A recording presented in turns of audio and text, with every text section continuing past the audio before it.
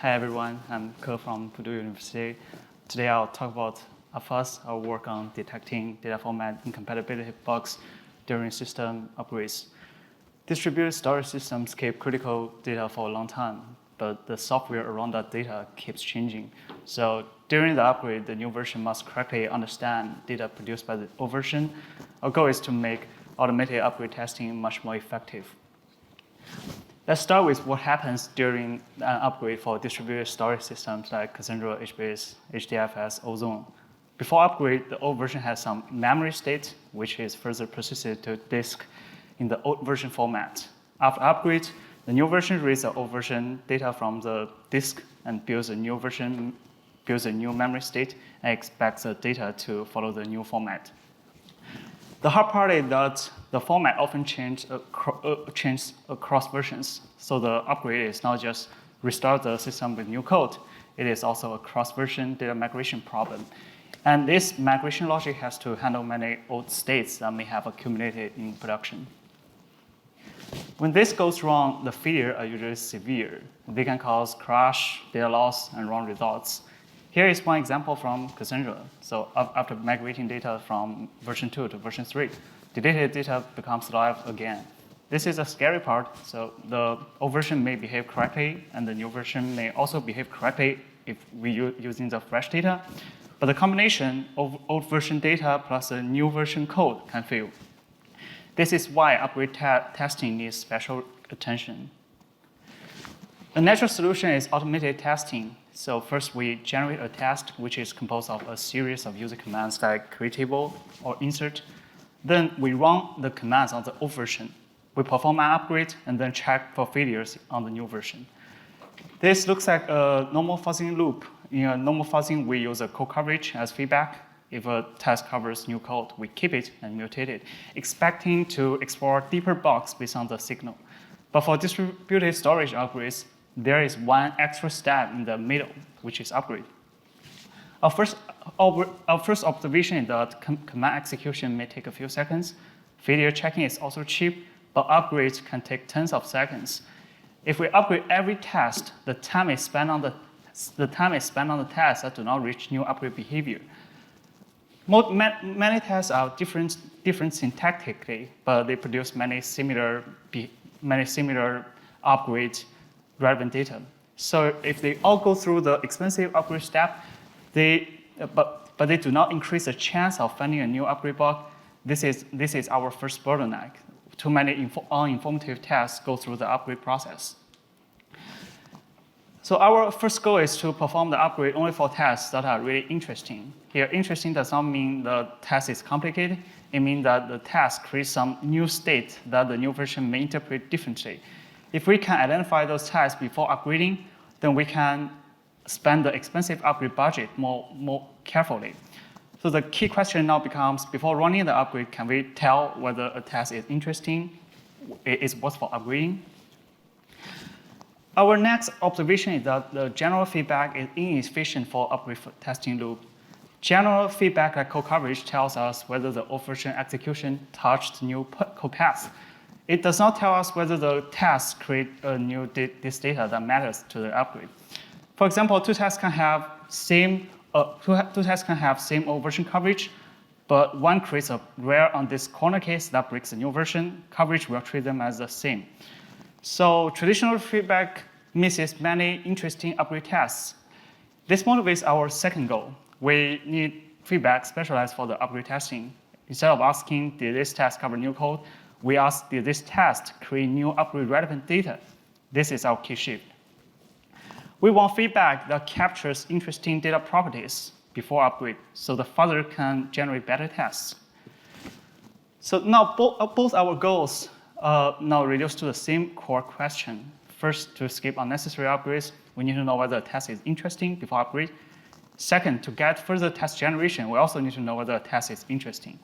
So UpFuzz aims to answer one question. Is this test interesting for upgrade before actual upgrade execution? Now we need to define the interesting. For upgrade bugs, a test is interesting if it creates old version disk data in a changed format with a property we have never seen before. Intuitively, this is interesting because upgrade box usually hide in the corner cases of the persisted data. If a task creates the same kind of data we have already upgraded many times, running another upgrade is less fruitful. But if it creates a new boundary case or new relationship between fields, then the new version may pass and translate the old version data in a new way. This is exactly where the upgrade bugs are likely to appear. So the problem becomes, how do we identify new data properties efficiently? To identify new property, we need to decide which data we should analyze. The most direct idea is to analyze this data. This sounds appealing because this data is exactly the input to the upgrade process. But in real system, this data is often raw bytes. And those bytes are hard to map back to the high-level data format that changed. For example, a byte sequence may come from a table, a column, or an index block. Without semantic structure, it's hard to know which bytes corresponds to the change format. Instead, if we look at the memory state before it becomes this data, memory state is not direct input to the upgrade, but it eventually becomes the persisted data. The benefit is that memory state is structured. It is represented as objects, fields, and reference graphs. Also, when developers change the data format, those changes often appear as changes in class definition or field types. This leads to our key abstraction, transitively persisted state, or TP state. A TP state is a memory state that is eventually persisted to disk, either directly or through intermediate memory copies. The word transitive is important because some states is not written directly. It may first be copied into another object and then into a buffer and go through the serialization process and finally serialized written to the disk. But if the new version eventually reads it after upgrade, it matters. So UpFuzz analyzes TP states. Structured memory states becomes the upgrade input. There are two main challenges of analyzing transitively persistent states before upgrade. First, how do we collect those in memory states with low overhead while still representing what is actually written to disk? Secondly, how do we infer useful properties without exploiting the state space? Real systems have many objects, fields, and complex relationships. If we treat every single new state as interesting, the fuzzer will keep almost everything. So the feedback becomes useless. The lifetime of an object is we have the initialization, we create an object, and then a series of updates will be applied to this in-memory object. And then it goes through the serialization and finally flushed to the disk. For state collection, UpFuzz starts from the sync I/O operations. It performs a backward analysis to find what memory states finally flows into those writes. The goal is to find a good monitor point, which is after the final update and before the serialization starts. This gives us three benefits.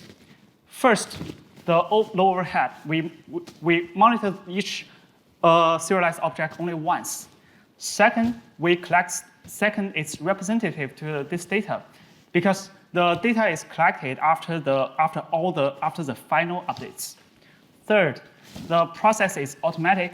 UpFuzz identifies where to instrument through program analysis automatically. Therefore, UpFuzz tries to monitor the right states at the right time.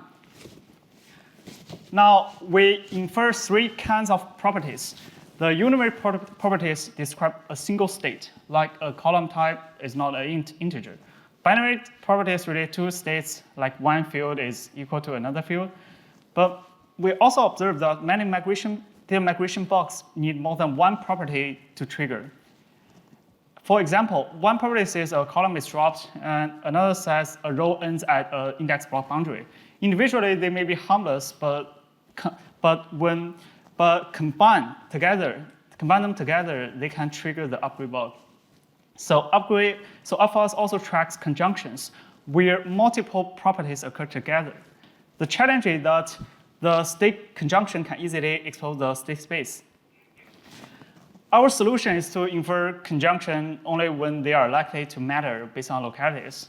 Here I'll focus on the temporal locality. The idea is simple. States serialize close in time. are more likely to be relevant during the upgrade. The figure shows in memory object graphs. The highlighted cells indicate properties observed in those objects. In this Cassandra example, the table metadata and the index block of the table are serialized close to each other. So if the metadata says a column is dropped and the index block says a row ends at the boundary, combining these properties is meaningful. On the other hand, if we are trying to combine the properties between the table 1's index block and table 2's metadata, it's likely unuseful because they are obviously irrelevant. We also infer spatial localities where objects share reference relations. For example, if the two properties both happen from the table 1's index block, they are likely to be related. This helps us capture complex bug triggering conditions without exploding the number of states. Now, let's look at the results. So UpFuzz found 15 new cross-version data migration bugs in 3 mature systems and well-tested systems on their latest stable versions. So these bugs have severe consequences. Most of them cause crash, data corruption, and data loss. 8 have been confirmed, and 3 have been fixed in the midstream. We also evaluated the benefit of using transitive persist data as feedback. We found that 47% of the bug can only be detected without feedback within 24 hours.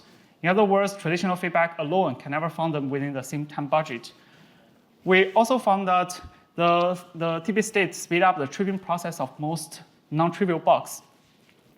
Our results show that instead of blindly upgrading many tests, UpFuzz identify tests that create new upgrade-relevant data properties. This makes the expensive upgrade loop much more productive. There are more details in the paper, including false positives, ablation study, and additional bugs. So besides the 15 new data migration bugs, UpFuzz also exposed 23 other new bugs, including bugs during the upgrade process but without data migration, and also bugs in single version execution. So to conclude, data migration cross-version is risky. The hard part is knowing which tasks create upgrade-relevant data. UpFuzz does this by analyzing data properties over transitively persisted states. This gives us effective feedback for upgrade testing. If it guides the test generation, skip less useful upgrades, and find real bugs in production systems. So UpFuzz is open source, and I'm happy to take any questions. Yeah. Thank you.